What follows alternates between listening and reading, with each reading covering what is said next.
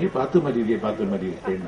நான் கொஞ்சம் pant shirt எல்லாம் போட்டுட்டு மாறு இடத்துல தான் போறது, அடிச்சு போடுவோம் எங்கேயாவது போட்டு அப்படிதான் நடப்பேன். பிறகு நான் ஆமா நாஞ்சில் சம்பத் நான் உங்க ஃபேன் அப்படின்னா பரவாயில்ல, நம்ம ஃபேன் அங்க வேற சுத்துதா அப்படின்னு நான் பேசாம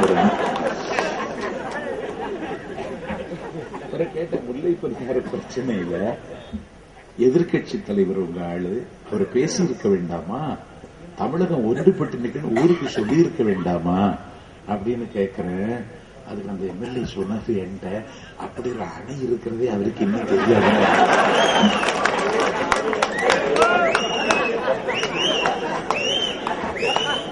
இப்ப ஆளுங்கட்சியும் நம்ம தான், எதிர்கட்சியும் நம்ம தான். நிலைமையை பாருங்க. இப்ப கருணாநிதி ட்ரெஸ்ஸோ அப்படின்னா ட்ரெஸ்ஸோ இல்ல டெஷோ ஷோ காமிக்கலாம். அதை கொண்டு வந்ததும் அவன் தான், அதை மூடுனதும் அவன் தான். மூடி 25 வருஷம் இருக்குமா, 25 வருஷம் தான் மூடுனது, மீண்டும் திறக்கிறான். உங்களுக்கு இந்த வாந்தி எடுத்தத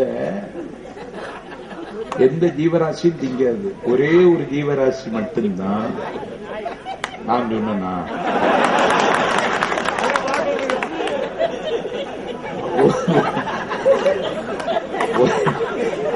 ஒரே ஒரு ஜீவராசி தான் வாந்தி எடுத்ததை திருப்பி திங்கும். அது யாருன்னா கர்ணன். அவனே மூடி அவனே இப்ப திறக்கிறான் கூட்டம். அது யாருன்னா இந்த சுப வீரபாண்டியன். அவன் காசு கொடுத்தா குறைப்பான். இன்னொருதான் வீரமணி, நம்ம வீரமணி இல்ல, கீ வீரமணி. இது கேசிவன் கீ வீரமணி. அவன் ஒருத்தன், அவனுக்கு இறுதி உருவத்துக்கு ஆள் இல்லாம அவன் சாகாம இருக்கான், அவனை கூட்டிட்டு வரலாம்.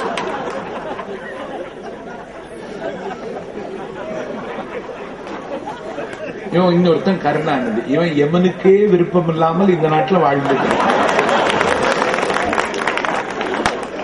இவன் சேர்ந்து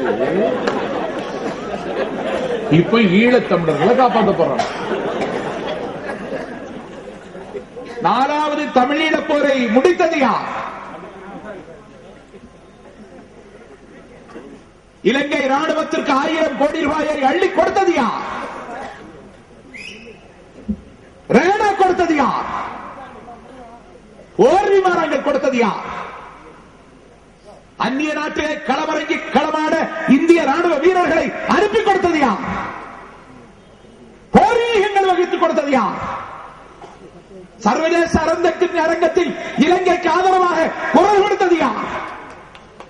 ஐக்கிய நாட்டு மன்றத்தில் இலங்கையை தனிமைப்படுத்துவதற்கு அன்றைக்கு பாரிஸ் முன்வந்த பொழுது அந்த தீர்மானத்தை செல்லாமலாக்கியது யார்?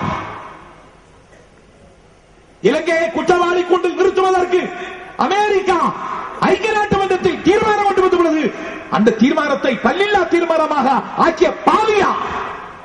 இத்தாலி எருமையின் காலில் விழுந்து கிடக்கிற சப்பானி கழுதையே, நீ அல்லவா இந்த பாவம் செய்தாய்?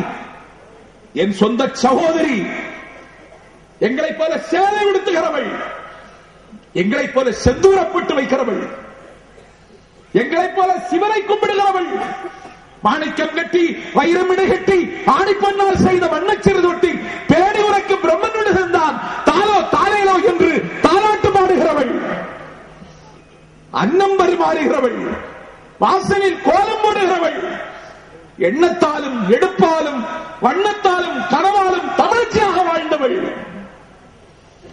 புறநானூற்றி தமிழச்சியாக போர்முகம் காட்டியவள், கட்டிய கணவன் முன்னாலே அவளை கதற கதற கற்பழித்து நிர்வாணமாக்கி 2 பாக்கு மரத்திலே அவளை தலைகளாக கட்டி தொங்கவிட்டு ஒரு பாக்கு மரத்தை வெட்டி சாய்த்து அந்த பாக்கு மரம் சரிந்து கீழே விழுகிற பொழுது அவள் உடம்பின் ஒரு கூறு சரிந்து விழுந்ததே பார்த்து கொண்டிருந்தது யார்?